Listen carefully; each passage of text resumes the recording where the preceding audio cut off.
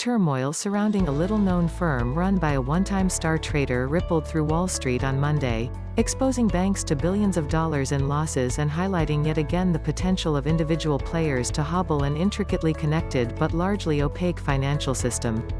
The huge sell-off of stocks linked to Archegos Capital Management also raised questions about how and why some of the biggest Wall Street banks were willing to do business with someone who, less than a decade ago, was fined and penalized by securities regulators. The sudden upheaval was an example of what happens when a highly risky strategy meant to increase returns clashes with an apparent run of bad luck.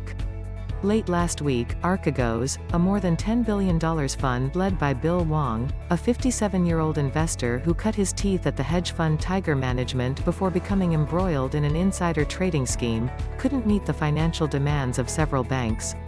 That prompted them to sell off billions of dollars in equities they essentially held on his behalf to protect their own balance sheets. Among them, millions of shares of ViacomCBS, the corporate parent of the country's most watched network, the media company Discovery, and a handful of Chinese technology firms.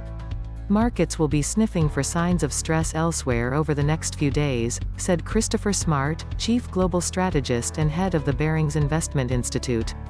Investors and traders will look to see who may have extended their balance sheets too far for the bumpy ride ahead, he added.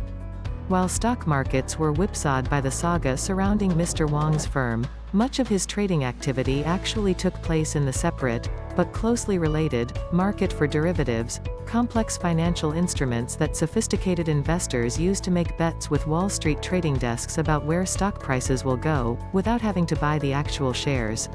For investors like Mr. Hwang, the use of derivatives means that their total exposure to a stock can be far greater than the amount of cash they put up.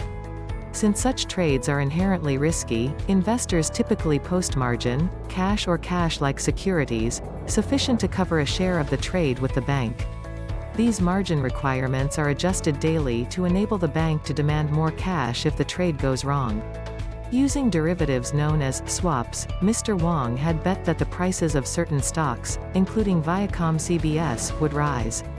But last week, the prices of some of those companies fell instead. ViacomCBS, for one, sold more than $2.6 billion of new shares, taking advantage of what appeared to be a high-flying stock price that had risen to $100 from $12 in under a year.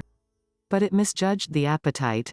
Investors were only willing to buy shares at less than market value for the company, which led to a sell-off.